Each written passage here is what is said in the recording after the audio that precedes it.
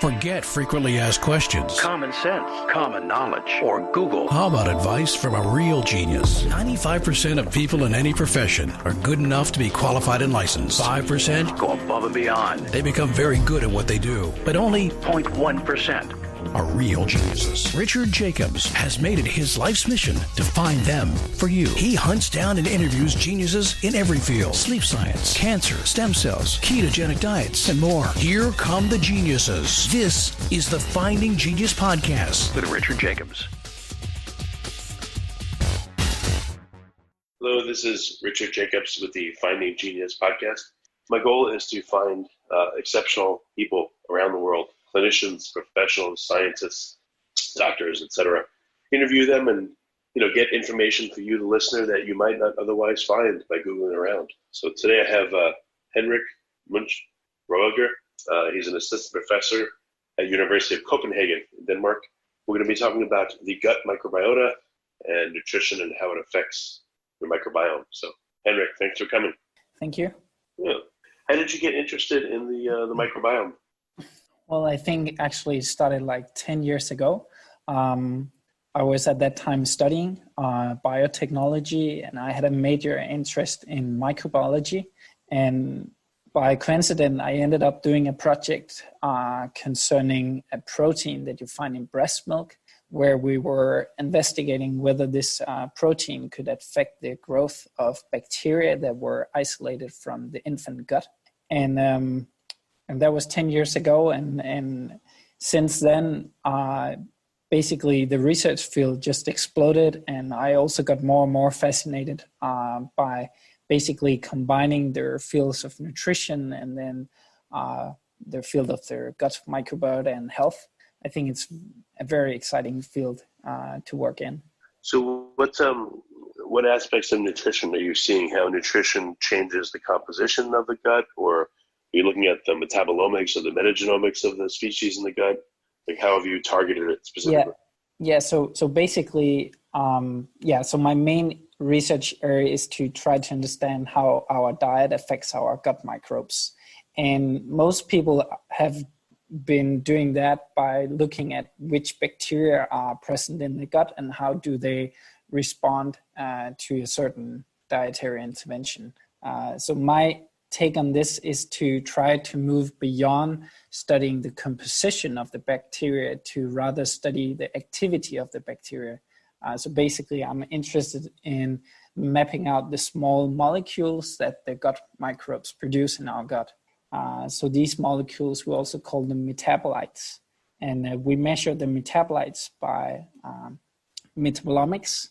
So basically, using mass spectrometry, we can really accurately measure the weight of each molecule, and then we can basically determine which molecules do we find in the gut. And I think that's very interesting because in order to move the whole research field a step forward, we need to understand what the microbes are doing in terms of activity.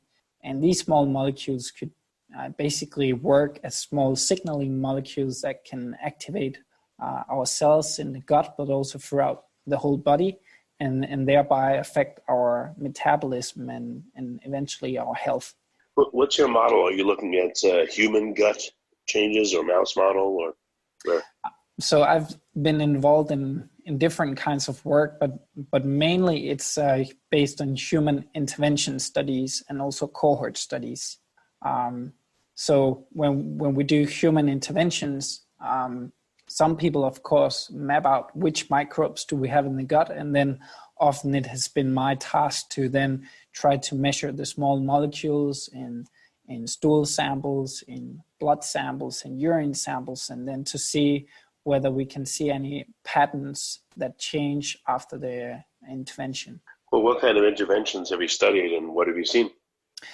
So, for example, we've studied the effect of a whole grain diet compared to a refined grain diet in Danish adults. And what we found here was that despite that we significantly increased the total amount of whole grain in in the diet, we didn't see a big change in terms of the composition of the microbes. And also when we studied the changes in the activity in terms of metabolites, we didn't see huge changes. And I think the main reason for this, which was a surprise to us, was probably that here in Denmark, people are actually already consuming quite a lot of whole grain. So I think we were challenged by the fact that people already had a high habitual intake of whole grain, and therefore we could not really push the gut microbiota to a new extent. I mean, we could not, it didn't have a big effect in this population. I guess it would have been different if we had studied another group of people. So that's one example. Why not study people with dysbiosis or with other medical conditions and maybe look for like the extremes? Why not look at people with Alzheimer's or irritable bowel and compare their metabolites? Yeah, I mean, in this study, it was overweight, but otherwise pretty healthy Danish adults. And I think the reason for that was that originally the money was granted to the project to also investigate whether there are any health effects associated with a whole grain diet, because one of their dietary recommendations in Denmark is that you should choose whole grains. So basically, their funding agency wanted to investigate whether this dietary guidelines could be substantiated with evidence. And yes, indeed, we found that although it didn't change the gut microbiota composition, we could see that people lost weight, body weight, and furthermore, their inflammatory markers in the systemic circulation was significantly lowered after the whole grain diet. So there was definitely a beneficial effect of eating whole grains compared to refined grains. But we could not prove that was due to a change in the gut microbiota composition.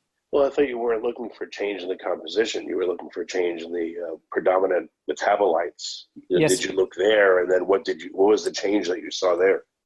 Yeah, so we also looked at these short-chain fatty acids, which are microbial molecules resulting from fermentation of their dietary fibers. We did see a trend towards an increase in these short-chain fatty acids after the whole grain intervention. So that suggests that there are an effect on activity level, but it was not substantial compared to if you think about their large amount of whole grain they consumed, it didn't really differ a lot in terms of short-chain fatty acid production. And then we also measured other molecules in urine, for example, where we could see that for example, there is a molecule called interlactone, which is coming from another polysaccharide called lignin, which is also kind of coming from whole grains and also vegetables. And we could see that increase with the increased whole grain intake. So there were some changes, but it's always challenging when you do human interventions, then you cannot really claim causality, and the causalities, we could not exactly pinpoint their mechanisms that were behind their reduced inflammation level in the blood, for example. Well, was there new ones that you didn't see before?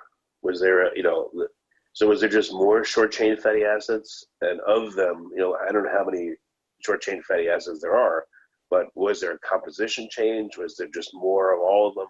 Was there new ones that were present? So when you look deeply into it. Yeah, so when it comes to the short-chain fatty acids, we investigated their common ones. So that's butyrate, acetate, propionate, isobutyrate, isovalerate, and valerate.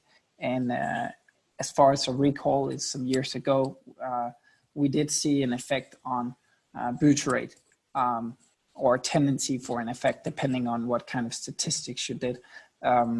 But besides that, we didn't go deeper into that because we had very limited effect overall in terms of the microbiome. But despite that, we did see beneficial effects on body weight and inflammation, as I just talked about before.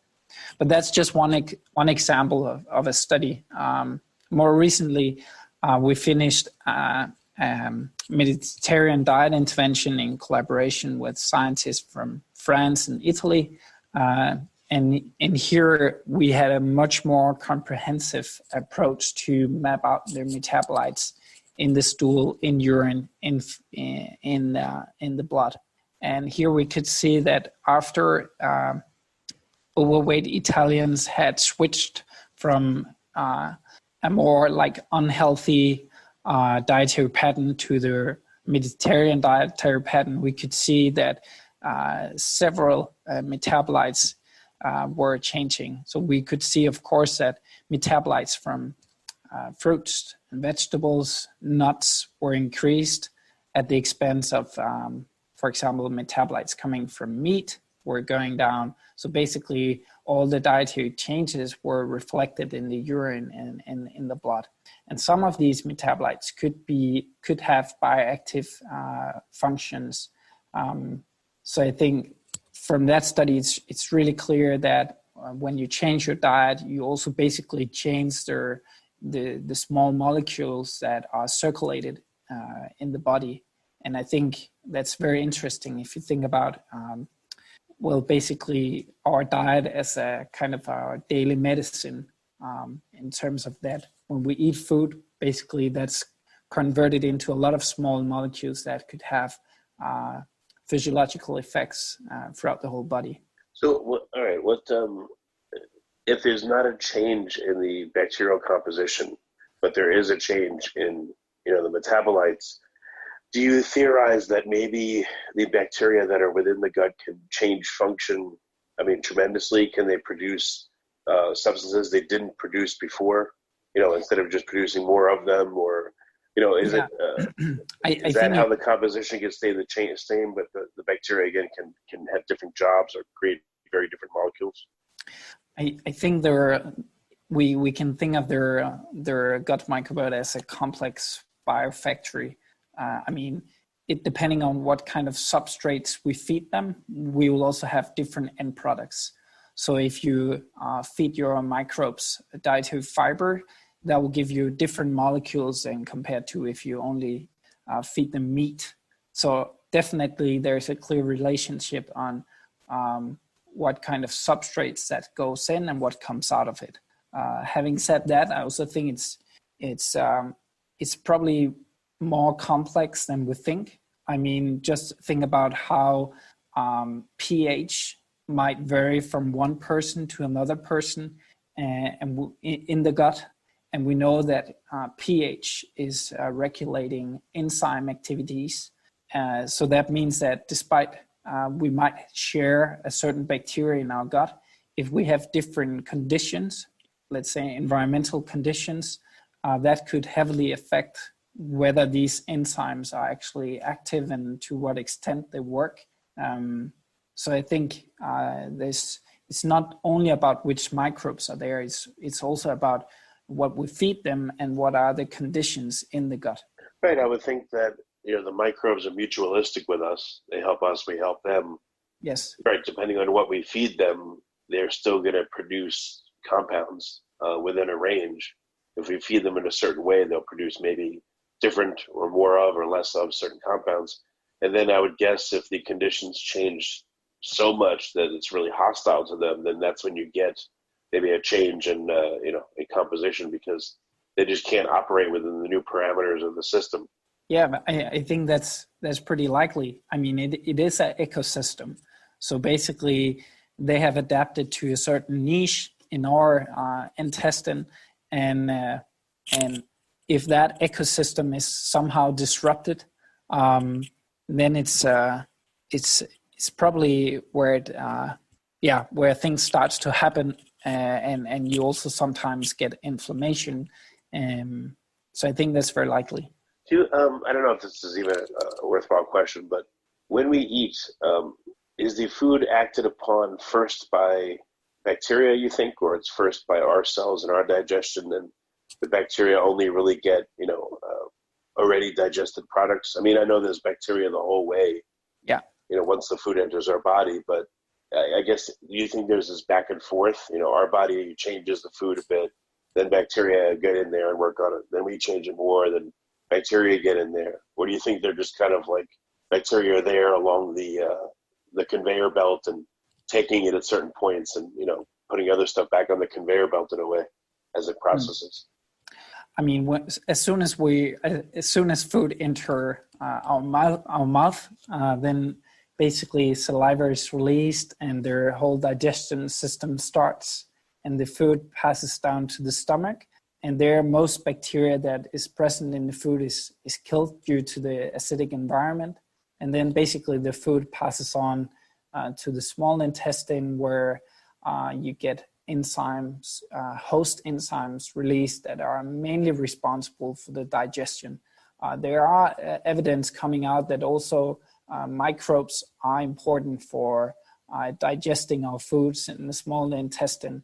But basically what we know most of today is what happens in the colon, where the food that wasn't absorbed, or the nutrients that wasn't absorbed in the small intestine, these particles ends up in the colon. And here most of their colonic fermentation takes place. And that's probably what we know most about when it comes to these diet microbiota interactions. Because the true limitation is to get samples from the small intestine, because that's until now has been quite invasive. There are coming new technologies into the market that's probably going to change that, where you can basically sample from the small intestine. But so far we basically do not know a lot about the contribution of the microbes in the small intestine when it comes to digesting our food. I don't know if that answered all aspects of your question. Well, even we're also sampling from the end of the colon, with fecal samples. Even the beginning of the colon, near the appendix and everything, we don't That's know, true. and then the small intestine we don't know. And so, what are some of these techniques you've heard of that we'll be able to sample earlier on? So I must say I haven't tried these techniques myself yet, but what I know of is that people are working on, or maybe it's already on its way on the market, I don't know, but small capsules that you swallow, and then these capsules can basically close, and then in that way get sample inside the capsule at a certain pH, for example, or at a certain time after swallowing. So let's say we know that the pH is changing throughout our gastrointestinal system. So in the small intestine, you'll have a lower pH compared to in the proximal colon and the distal colon. And then depending on the pH, you can basically get samples from the different sites. And then these small capsules that are sampling different places in the gut, then you basically collect them when they're excreted, and then you can open the small capsules and get the sample out of the capsule and then analyze that sample. And I would really love to work on that technology. Yeah, it's like a time capsule for your digestive system. Yeah, either a time capsule or a capsule that's working by pH sensing. So returning back to the bacteria, what is the role of the short chain fatty acids they produce and the other substances they produce in the body? The role? Yeah, how does our body use the bacterial metabolites to improve its function? Yeah, so the short chain fatty acids are probably the group of small molecules that has been studied the most. These are both energy source for our cells in the intestine called the enterocytes. So basically this is fuel for our cells. People estimate that 5 to 10% of our energy that we get from our diet is actually due to molecules like the short chain fatty acids that we use in the gut. Short chain fatty acids also bind to different receptors, so you can call kind of functions in the gut, and then activate the immune system, the nerve system, and this happens both locally in the gut, but also after they're absorbed into the bloodstream. and circulated throughout the body.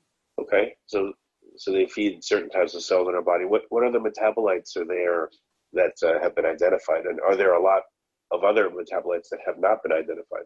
Yeah, so another group of metabolites is, you can say it's not directly microbially produced, but we have these bile acids that are released from the bile when we eat, and these bile acids are basically generated in our liver.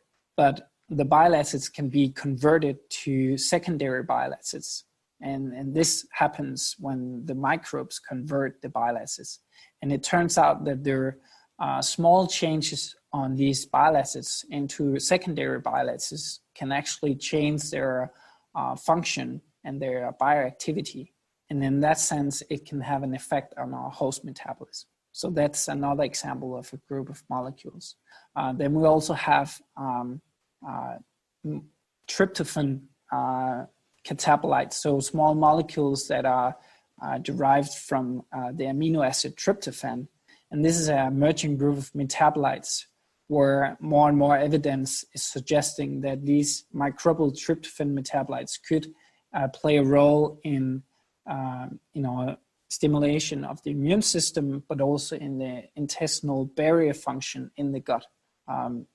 So that's also a very interesting group of metabolites. But overall, if you think about the number of small molecules that we know exist and the number of small molecules that we measure in every single stool sample, it's very limited actually what we know about all these molecules, how they work, how they can communicate with our cells, and that's a huge limitation. Well, why not do a series of studies where you feed people, a certain diet, sample them for, let's say, a week, and then give them something novel, like have them drink, whiskey one day, and then keep sampling them and see how that specifically affects them, or have them, if they eat very little meat, if they eat meat, let's say one day a week or something, sample them the whole week and then see what happens when they eat meat that one day. Look for specific stuff first instead of just like overall diets. Yes, but that's also something that we do. For example, it's not a study I've been involved in, but someone in our research group conducted a study where they gave banana basically to people and then measured which molecules can we measure afterwards. And the challenge is that despite we think that it's very simple that we choose one component, let's say banana is still a complex food with a lot of different chemicals within it. And a lot of these chemicals you'll find in a lot of different fruits and vegetables. So although we try to simplify our diets, when we start to go back and talk about chemicals, it's still very, very complex. And then on top of that, we have their challenge that people are different, and we have different microbes, and their different communities produce different molecules. But I definitely agree that we need to do simple stuff and test simple meals or simple ingredients to see what comes out of it. But it's still, expensive and time-consuming, and still pretty complex. Well, what are you hoping to figure out? Let's say you had a limited budget and you could have them eat anything they want, and test them, and have 1,000 people. And, what do you want to figure out? So one project that we're currently about to start is a project where we basically want to understand. So there's this whole idea that people have a personalized response to the same diet, so that people respond differently, although they eat the same component. So our idea is basically that if we could understand the environment in the gut, then we could probably better predict how the diet could affect the microbes or the food component. Because we think that a factor like pH is so obvious in all the other ecosystems around the world, that a factor like pH or temperature, that's of course important for the ecosystem. But when people talk about the gut microbiota, people haven't really considered pH in humans. And we think that might be a key to understand personal responses, basically. So that's somewhere we hope to go. Have you looked at the pH range of, I guess you're looking at their fecal samples, or are you looking at their blood pH? Like, what do you look at as a metric? So the plan is basically to use some smart pills that people swallow. And then these small pills basically record the pH through the whole intestine. And then you get information about the whole pH through the whole system. And of course, we're still limited with stool samples, but we hope to collect multiple stool samples over several weeks, and then to study how the microbes are linked to, let's say, pH and also to the diet. We hope to learn something from that.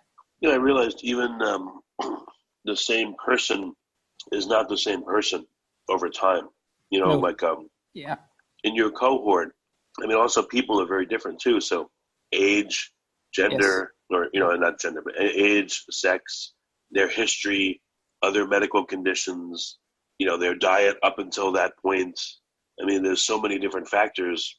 I guess, you'd have to look at some, I don't know what you call it, but a factor like pH actually is smart, because it would be very hard to look at real specifics. You'd have to look at aggregate type values like that, because you could have a group of 100 people or 1,000 people, but it's hard to limit the variables. It seems very hard to limit the confounding variables. There's so many. True.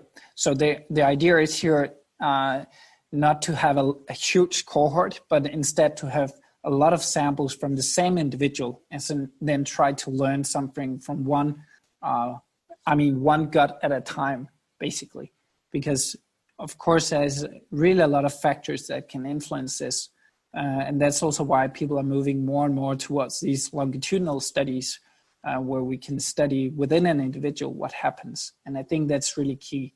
And it's also my experience from a recent cohort study I did on infants. And the good thing about infants is that it's, in my experience, more easy to get stool samples from infants, and thereby you get a higher resolution, basically.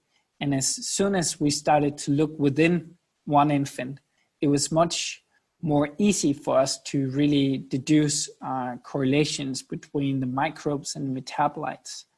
So I think that's what we're going to see in the field. That is that more and more people will have an emphasis on a lot of samples from one individual.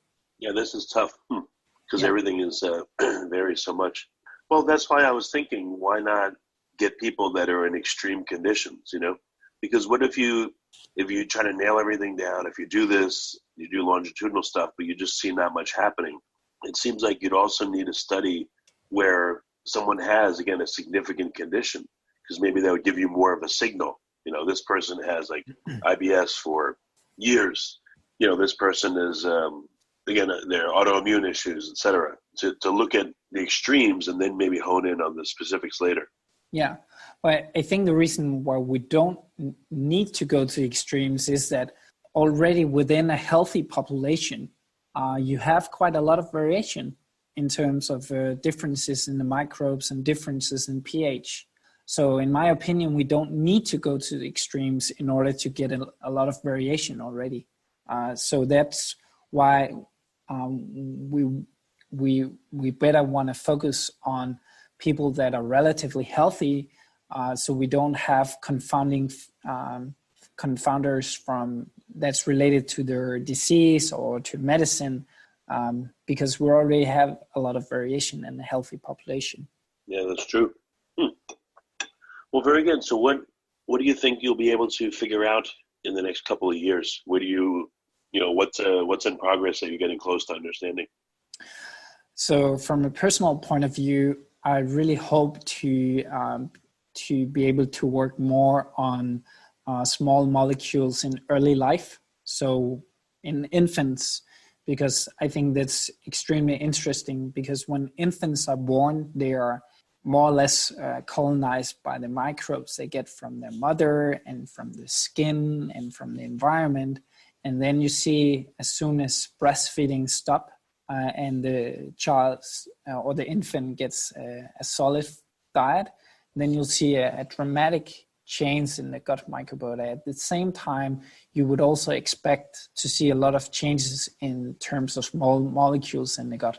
And I think we can really learn a lot from studying small molecules and study how diet changes the gut microbes in early life. And since the immune system and the nerve system is developing in early life, I think it's really crucial that we understand what takes place in the gut in the first year of life. So that's an area I really hope to get to work in the coming years. Well, last thing, also in infants, you have a unique opportunity because they're eating somewhat similar stuff. Like breastfed infants, what the mother eats would change the composition of the breast milk. I don't know how much, but if they're formula fed, God forbid, then it would be sadly a lot easier to see what they're eating because it would be very consistent, Yeah, definitely. I mean, their diet is much more simple as long as they are getting milk. But then, and also when they start eating solid food, often they will, the children will get to eat different small pieces of different things, and the diet is still very simple. So basically, the complexity of the diet is going to slowly increase with time. And at the same time, you'll see that the microbe complexity, the microbiota complexity in the gut is also slowly going to increase with time. And if you start to combine this data and then at the same time are studying the small molecules in the gut, I think we'll have a much bigger chance in finding metabolites that are dependent on the diet and then be able to figure out which microbes produce these metabolites. And I think that's very exciting and an opportunity that is worth going for. Well, very good. Well, Henrik, thanks for coming on the podcast. What's the best way for people to, to see more of what you're doing, to read papers and look at your website, et cetera? Where should they go? I think they should go to Twitter and follow me there. So they can search for my name on Twitter, or my tag is H. Roager. I guess that's the best way to follow my work. Okay, very good. Well, Henrik, thank you for coming. I appreciate it. You're welcome. You've been listening to the Finding Genius podcast with Richard Jacobs. If you like what you hear, be sure to review and subscribe to the Finding Genius podcast on iTunes or wherever you listen to podcasts. And want to be smarter than everybody else? Become a premium member at findinggeniuspodcast.com. This podcast is for information only. No advice of any kind is being given. Any action you take or don't take as a result of listening is your sole responsibility. Consult professionals when advice is needed.